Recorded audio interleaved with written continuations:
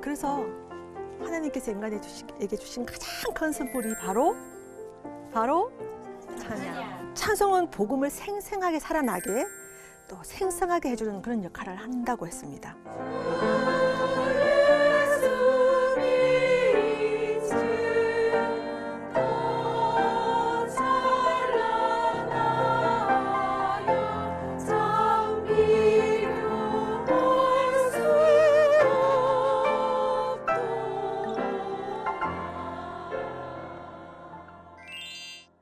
오늘 또 찬송 속의 주님, 그 보화를 만나는 시간이 되겠습니다.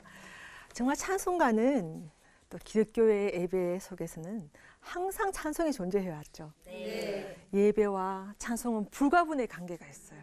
그래서 예배가 존재하는 한, 교회가 존재하는 한 찬송과 예배와 항상 함께 갈 것이라는 것입니다. 찬송가 가사 이제 시를 짓고 싶어 하시는 분이 많아졌는데요.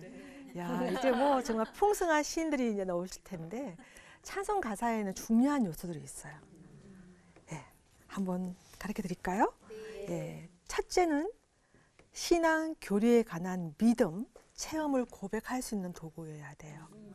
예, 내 어떤 나의 이야기보다 신앙의 이야기, 믿음의 이야기. 둘째는 찬송시에 고백된 믿음은 참된 것, 정직한 것, 그리고 성경에 기초한 것, 그리고 승인된 교리의 범위 안에 있는 것이어야 돼요. 그리고 세 번째는 작시자의 그 생각과 느낌을 그 복음과 함께 가야 되고요. 항상 신학의 범주 안에 있는 단어와 문구를 골라야 돼요. 예, 뭐 불교 용어를 쓴다든가, 예, 뭐 그런 분들 없으시기 바래요. 예, 그래서 우리가 이 시를 남기고 주고 하나님께 가더라도 우리의 또 다른 순례자들이 이 찬송을 부를 때 우리의 마음, 우리의 신앙을 함께 고백할 수 있는 것이어야 됩니다. 그래서 내가 영원히 사모할 주님 할 때는 모리스 여사가 사모할 주님이 아니고 내가. 예. 그래서 찬송에 힘이 있어요. 우리가 공감할 수 있는 한 하나님, 한 성령님을 찬송하기 때문이죠. 네, 그 다음 이 찬송은 정말 참 신비한 힘이 있다 그러잖아요. 네. 어떤 신비한 힘이 있을까요? 고쳐주시는 것 같아요. 마음을 치유하거나 네. 소망을 샘솟게 하거나. 아멘. 찬송은 정말 거룩한 그 언어잖아요. 성스러운 언어잖아요. 하나님의 그 거룩하심과 나의 죄인됨이 만나는 그런 시간인데 하나님의 그 거룩하심을 찬양할 동안에 우리의 때 묻은 영혼은 각성이 되게 돼요. 그리고 하나님의 진리를 우리가 찬미할 때 오류와 굽힘이 없는 바른 삶을 살 수 있도록 그 진리가 우리를 진리로 이끌어 주시는 거죠. 그리고 하나님의 그 선하심과 그 아름다우심을 찬양할 때 우리의 감성과 또 우리 영성이 투명하게 빛나게 됩니다. 또 하나님의 사랑을 찬미하면 세상을 이길 수 있는 솔로몬의 지혜를 얻게 됩니다. 네. 솔로몬. 예. 사실 솔로몬의 아버지가 누굽니까? 예. 다윗은 하나님께서 내 마음이 합한 자라 그랬잖아요. 네. 왜 그랬을까요? 왕이어서? 아니요. 그는 목동이었잖아요. 아무도 알아주지 않는 그 목동으로서 양을 치기로 있을 때 그는 벌써 왕의 자질을 다 갖고 있었어요. 만왕의 왕을 향해서 보이지 않는 아무도 안 보는 곳에서 찬양을 했잖아요. 시를 지었고 그 아들이 그 영광을 누린 그 솔로몬이 그 지혜를, 그 찬양의 지혜를 그대로 축복을 받은 것 여러분 볼 수 있죠? 네. 또 찬송을 부르면요 어떤 일이 생겨요? 기쁨이에요. 예. 또 어떻게 돼요? 사랑을 느끼고. 예. 마틴 루터는 찬송은 불안한 영혼을 안전하고 평안하게 해주는 유일한 예술이라고 했어요. 예. 찬양을 부를 때 우리 마음이 평안을 얻을 수 있죠. 예. 또 아까도 말했지만 찬송가를 통해서 진리를 알고 그 교리를 배우게 된다는 것입니다. 그래서 하나님께서 인간에게 주신 가장 한 컨셉물이 바로 찬양. 네. 세상을 이기는 솔로몬의 지혜가 바로 찬송. 저는 찬송하는 사람이어서 모든 것을 찬송하고 찬송으로 제가 생각을 합니다. 하나님이 우리를 지으신 목적이 찬송을 부르게 하려 함이라는 것이 얼마나 감사한지. 사실 우리에게는 모두에게 하나님께서 우리 각자에게 찬송의 고문고를 하나씩 주셨어요. 예. 그 아름다운 고문고주를 하나님을 향해서 튕기며 하나님을 향해서 연주할 수 있는 꼭 피아노가 아니어도 영혼의 고문고, 우리 마음의 심령의 고문고를 주셔서 주님을 향해 연주하게 해주셨습니다. 예. 그러한 시인들이 이 찬송가에, 이 찬송 순례 속에서 여러 명, 너무나 많은 600곡이 있지만, 645곡이나 있지만, 그 중에 오늘은 두 곡을 이제 소개하려고 그래요. 찬송 작시자 헨리 라이트의 곡인데요. Abide with me. 나와 함께 하소서, 가까이 나의 곁에 함께 하소서, 이런 뜻인데요. 우리 찬송가에는 가사 번역을 때에 저물어 날 이미 어두니 이렇게 가사가 되어 있어서 사실 잘 안 부르는 것 같아요. 왜냐하면 아침에 부르려니까 때에 저물었기 때문에 못 불러요. 그리고 또 저녁에는 이런 또 굉장히 격조 높은 찬송을 저녁에 부르기는 조금 수준이 너무 높고, 그래서 아침 저녁으로 안 불러요. 어떨 때는 이른 아침 우리 주를 찬송합니다. 저녁 예배에서 또 이른 아침 부르기도 그렇고. 근데 이 곡은 또 때저물었잖아요. 근데 미국 사람들은, 영국 사람들은 이 곡을 얼마나 좋아하냐면 국왕의 조지 왕 6세가 결혼식 할 때 이 곡을 불러요. 엘리자베스 2세가 된 그 딸의 결혼식에도 이 곡을 불러요. 이 곡이 어떤 곡인지 궁금하시죠? 네. 헨리 라이트 목사님은요, 정말 신학을 졸업하고 더블린 트리니티 대학교 영국에서 졸업을 하시고 22세에 목사 안수를 받았어요. 그리고 평생 조그만 어촌에 더블린이라는 지역에서 목회를 했어요. 작은 어촌이라 그러니까 뭐 참 열악했겠죠. 그 과거에 19세기 찬송이니까 1800년대니까 그 어촌에서 평생을 그 목회를 하면서 항상 그 몸에 지병이 있었어요. 천식이. 그래서 자기는 자기 인생이 얼마 남아있지 않을 것 같아서 일찌감치 은퇴를 선언하고 이제 고별 예배를 준비하기 위해서 이제 모든 걸 정리하며 인생을 한번 반추하며 돌이켜보며 해안을 걷고 있는 거예요. 해안가를. 뭐 어촌이니까요. 근데 해안의 노을이 너무 아름다워요. 찬란한 그 노을과 황급빛 노을을 보면서 이 찬송시를 짓게 된 거예요. 그래서 이 찬송시는 고별 예배 때 처음으로 낭송을 하신 거예요. 찬송곡으로 태어나진 않았고 시로. 근데 마지막 3절을 읽을 때 온 성도님들은 눈물을 이렇게 훔쳤다고 합니다. 그리고 100년 후에 그 데본셔의 그 재선교회에서는 차임종으로, 교회에 그 시간을 알리는 차임종으로 이 곡을 사용했다고 합니다. 예. 그리고 그 이후에 이 곡들은 너무나 세계적인 사랑을 받게 되어서 결혼식 때라든지 또 너무나 여러 가지 행사에서, 귀한 행사에서 이 곡들이 서여졌다고 합니다. 이 찬송 작시자가 많은 곡을 또 작시를 했는데, 십자가를 내가 지고 주를 따라가도다. 예. 그리고 또 그가 작곡한 작시한 곡 중에서 내 영혼아 찬양하라, Praise my soul, the King of Heaven. 너무나 아름다운 65장 찬송가도 이분의 작시곡입니다. 자, 이 찬송을 한번 제가 1절을 연주하고 또 한번 같이 불러보면 좋겠습니다. 네.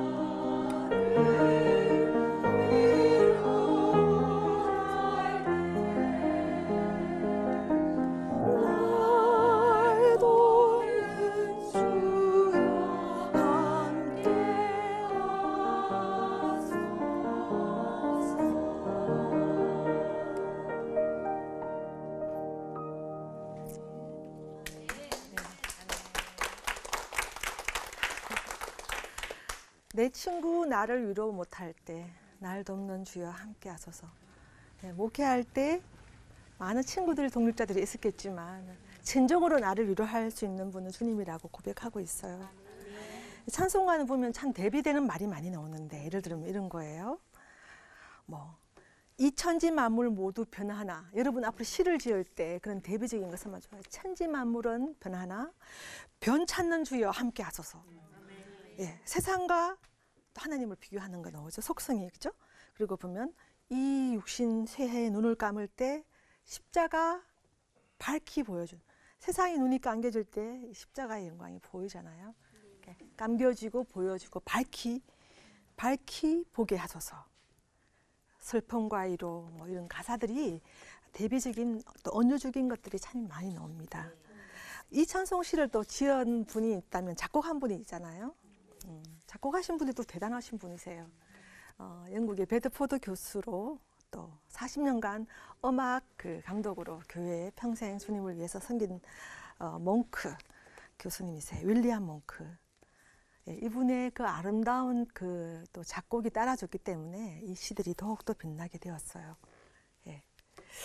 자, 성경은 찬송이 성도의 영적 성장과 또 성화의 도구로서 아주 중요하게 다루고 있습니다. 그래서 마틴 루터는 찬송은 신학과 아주 가깝다고 그렇게 이야기를 하고 있어요. 그래서 말씀을 선포할 때나 찬송을 부를 때 마귀는 도망가고 옆에 올 수 없다고 했습니다. 말씀을 들을 때와 같이 찬송을 들을 때 마귀는 도망간다고 했습니다. 그리고 옥문도 바울과 신라가 찬송할 때 그 쇠고랑과 옥문이 다 더 이상 가둘 수 없도록 그렇게 만들어줬죠. 그만한 능력이 있다는 것입니다. 찬송은 복음을 생생하게 살아나게 또 생생하게 해주는 그런 역할을 한다고 했습니다. 언어로 표현할 수 없는 영역을, 하늘의 신비한 것들을 표현해주는 그런 역할을 찬송이 할 수 있다고 그렇게 마틴 루터가 우리에게 이야기해주고 있어요. 이제는 찬송 또 한 곡을 더 소개하려고 그러는데요. 이 찬송가는 작시자와 작곡자가 미상입니다. 근데 곡 이름이 공명이 있다 그러잖아요. 공명. 조금 아까 곡들은 저녁의 곡이니까 이번 타이드라는 그런 공명이 있고, 이 곡은 조금 여러분 놀라실 거예요. 크루세이더스 힘, 십자군 찬송이라 불려주고 있어요. 십자군들이 어떻게 진군할 때 어떻게 이런 찬송을 불렀을까? 서면서도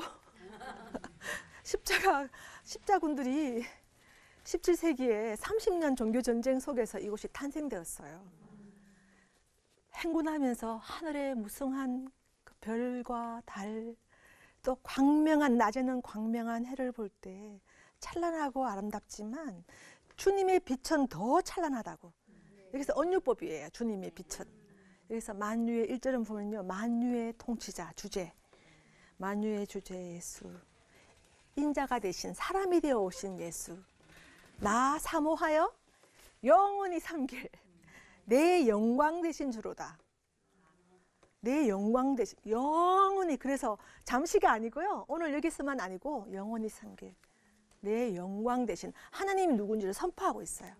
아멘. 네, 또 2절은 어떤 찬송인가 가사냐면, 화려한 동산, 무성한 저 수목, 다 아름답고 묘하지만 순전한 예수님 더욱더 아름다워 봄 같은 기쁨 주시네. 봄이 얼마나 기뻐요. 너무 기쁘죠. 너무나 아름다운 그 꽃들 너무너무 찬란하잖아요. 하지만 그 아름다운 봄, 그 어떤 빛보다 주님의 빛이 더 찬란하다고 그렇게 표현하고 있어요. 예, 이 찬송 제가 또 한 절 부르고, 여러분이, 제가 이번에는 1절을 연주를 하고 여러분이 2절, 3절 그렇게 해주시면 좋겠습니다. 1절에서는 제가 인트로덕션으로 제가 가장 사랑하는 천국에 계신 나의 멘토, 나의 음악 스승 요한 세바스찬 바하의 예수 인류의 기쁨, 그 인트로덕션 모티브를 써서 들어가고, 여러분들은 2절, 3절 부르시겠습니다.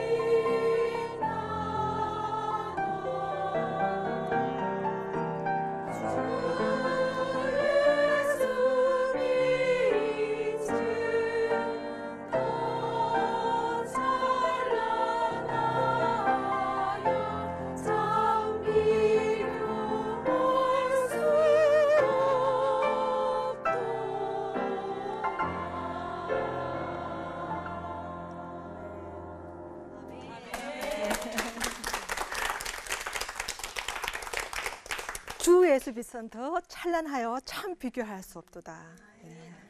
여러분 세상에 어떤 것도 주님과 비교할 수 없기 때문에 너무 열심히 붙들거나 너무 열심히 따라가지 마세요. 예. 주님 꼭 붙들고 천국까지 찬란한 그 빛을 따라 가시면 그 모든 것을 여러분들에게 더해 주실 것입니다. 네, 아멘. 정말 찬송의 목적은 세상 음악과 경쟁하는 것도 아니고요. 또 불신자들의 마음을 편안하게 해주기 위해서 또 성도들을 엔터테인하기 위한 것도 아닙니다. 하나님을 바르게 찬양하고 또 성도들의 영적 생활을 또 성도들의 신앙을 세우기 위한 것. Glory to God, edification, 세우는 것, 성도들을 세우는 것입니다. 우리가 찬송을 잘못하면 분위기 이렇게 띄우기 위해서 또 불신자들 마음을 좀 이렇게 기쁘게 해주기 위해서 찬송의 목적을 그런 역할도 하겠죠. 찬송은 하나님을 글로리파이하고 성도들을 세워가는데 목적은 하나님을 온전히 찬양하면 결과적으로 사람들의 마음도 편안해지고 은혜도 받는데 그 결과를 목적으로 앞세울 때 그것은 안 되겠죠? 사도 바울은 찬송을 잘하기 위해서는 먼저 말씀이 충만하고 성령이 충만한 그 기초 위에 성령의 기초, 말씀의 기초 위에 찬송을 불러야 된다고 골로새서 에베소서에 적고 있습니다. 정말 여러분 찬송을 잘 부를 수 있고 또 찬송이 터져나오게 하려면 말씀 생활이 기초가 되어야 된다는 겁니다. 네. 찬송하는 사람이 입술에 그 찬양이 나가기 위해서는 양팔에 날성금이 존재하잖아요. 말씀의 금, 성령의 금. 네. 그 말씀과 성령의 이 금으로 무장될 때 입술에서 터져나오는 것은 뭐라고요? 네, 찬양.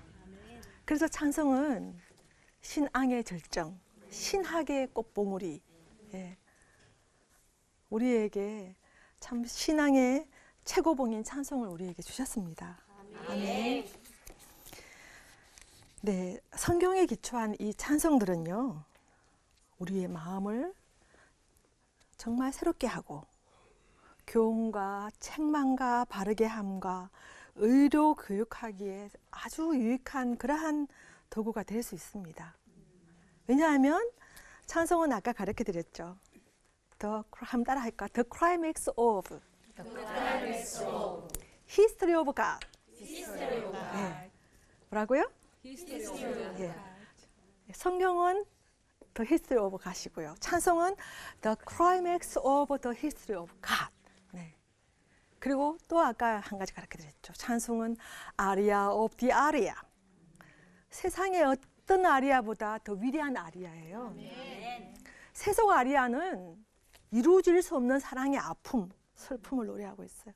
떠나가버린 그 님을 향해서 절절히 울면서 이루어질 수 없는 사랑의 그 아픔, 분노, 그 고뇌를 이야기하고 있지만 찬송은요, 우리 신랑 되신 예수님과 이루어진 사랑, 네. 주님과 이루어진 사랑의 아리아예요. 불멸의 아리아. 요한 세바스찬 바하와 함께 견줄 만한 또 위대한 조지 프리드리히 핸델이 있잖아요.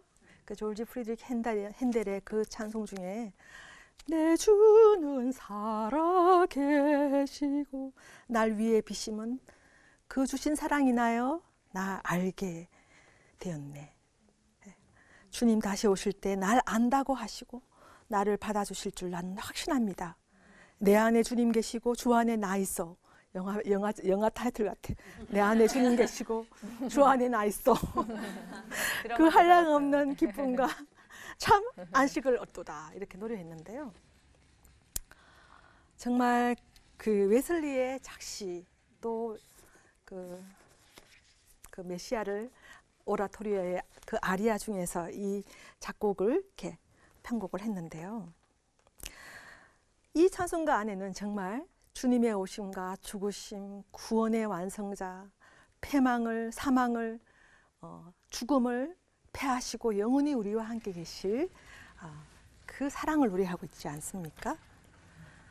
그래서 찬송가는 정말 그 찬송을 부를 때 우리의 눈이 열려지고 우리의 귀가 열려지고 우리 마음이 참 하늘의 평강 누릴 수 있다는 겁니다.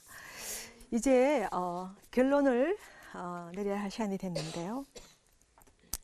이 귀한 찬송의 부활을 우리에게 주신 하나님께 이 시간 그분께 찬양을 드리고 싶습니다.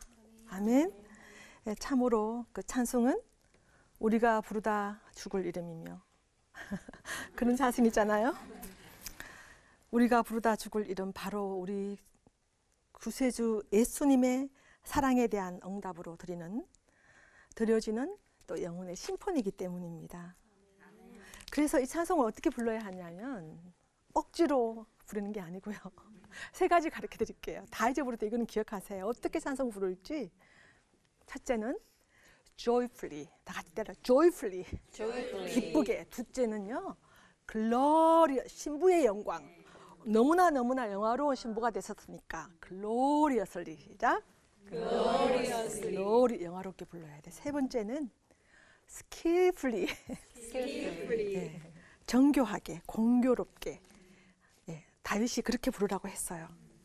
이 찬송 이렇게 부르다가 645장을 다 부르고 언젠가 천국에 가서 주님과 함께 이 찬송을 할 때까지요, 우리 모두 주님을 바르게 예배하고 또 찬송 일독 순례여행을 통해서 찬송 모두에 나와 있는 그 작시자와 작곡가의 영성들을 여러분 그들의 위대한 선진들의 고백을, 그 삶을 본받아서 우리도 참된 예배자, 참된 찬양자로 살다가 주님께 갔으면 좋겠습니다. 아멘.